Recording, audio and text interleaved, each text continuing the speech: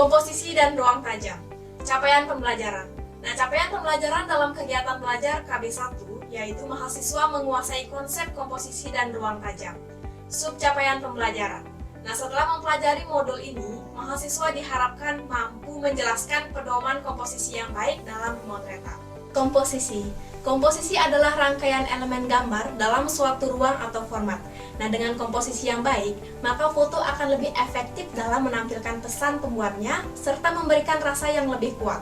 Nah, ada beberapa hal yang bisa dijadikan panduan pemotretan sehingga menciptakan foto yang menjadi baik dan menarik.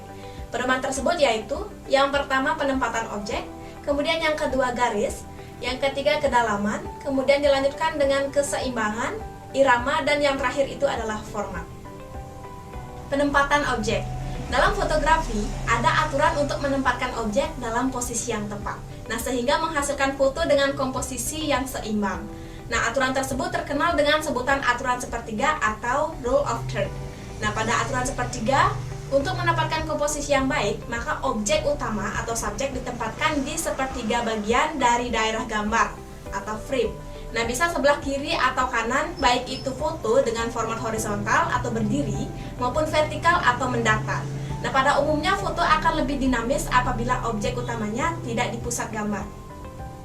Aturan sepertiga atau rule of third ditetapkan dengan cara yaitu, yang pertama, membagi bidang gambar menjadi sepertiga bagian sama besar secara horizontal dan vertikal dengan menarik masing-masing dua garis horizontal dan vertikal. Yang kedua, tempatkan point of interest dari subjek utama pada titik perpotongan garis-garis tersebut atau di dekatnya dengan kata lain sepertiga jarak dari tepi kiri atau kanan dan atas atau bawah bingkai gambar. Yang ketiga, penempatan objek tidak di tengah gambar sehingga pengambilan gambar menjadi lebih dinamis. Garis. Garis merupakan elemen desain gambar tertua. Nah, garis yang penting adalah garis yang membentuk tepi bingkai gambar karena garis ini yang mengisolasi bidang gambar yang direkam dari seluruh adegan. Nah, garis penting lainnya adalah garis yang membimbing mata pusat perhatian gambar seperti jalan, pagar, tepi pantai, atau garis pembimbing tersamar. Nah, garis pembimbing yang seringkali digunakan yaitu terbentuk lengkung seperti huruf S dan C. Nah, ini untuk menimbulkan kesan stabil atau tenang. Kedalaman.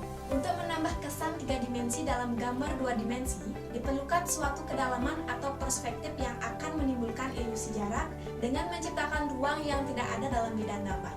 Contohnya, garis-garis yang bertambah sempit dari jalan raya atau rel kereta api, objek-objek yang bertautan, perbedaan ukuran dengan objek jauh terlihat lebih kecil daripada objek yang dekat, kemudian perspektif areal dengan objek yang jauh terlihat kurang kontras, dan menempatkan objek yang gelap di latar depan. Keseimbangan. Dalam sebuah foto diperlukan keseimbangan visual. Keseimbangan formal dihasilkan jika dengan ukuran visual sama ditempatkan di setiap sisi gambar atau subjek utama berada di pusat gambar. Namun, dalam fotografi seringkali digunakan keseimbangan non-formal untuk mendapatkan keseimbangan visual. Misalnya digunakan dua objek yang lebih kecil untuk mengimbangi sebuah objek yang lebih besar. Bidang gelap di tepi bawah bingkai dan bayangan dapat memberikan kesan kestabilan. Irama. Satu komposisi yang baik mempunyai kesatuan. Hal ini dapat diperkuat dengan suatu irama yang berbentuk pengulangan garis, tekstur, bentuk, dan warna dalam gambar seperti pola jendela bangunan, teras, sawah, dan gelombang laut. Nah, namun pola-pola ini tidak akan cukup untuk menghasilkan gambar yang menarik sehingga diperlukan satu pusat perhatian. Sebagai contoh, satu jendela dengan tirai berwarna, seorang petani di sawah, dan perahu di tengah lautan akan menjadi pusat perhatian, dapat diberi tekanan dengan warna kontras, arah penyinaran, bentuk, dan tekstur. Format. Format persegi sendiri terdiri dari dua, yaitu persegi mendatar dikenal dengan format horizontal atau landscape, dan format persegi tegak dikenal dengan format vertikal atau portrait. Nah, format yang horizontal bersifat dinamis karena mata akan bergerak melihat dari kiri ke kanan atau sebaliknya. Nah, hal ini menyebabkan kekuatan yang lebih besar bertumpu pada garis cakrawala atau horizon, sehingga kekuatan gambar adalah kekuatan mendatar. Nah, dengan demikian, format ini sangat cocok untuk menggambarkan luasnya pemandangan, bentang alam, ruang bangunan, atau subjek berkarakter lebar. Nah, pada format persegi tegak atau vertikal, mata bergerak ke arah vertikal dari atas ke bawah sehingga kekuatan yang lebih besar bertumbuh pada arah vertikal. Nah, kekuatan gambar ini adalah kekuatan tegak yang menghantarkan kesan tegak, kokoh, dan tinggi. Maka format ini sangat cocok untuk menggambarkan ketinggian atau objek yang menjulang tinggi.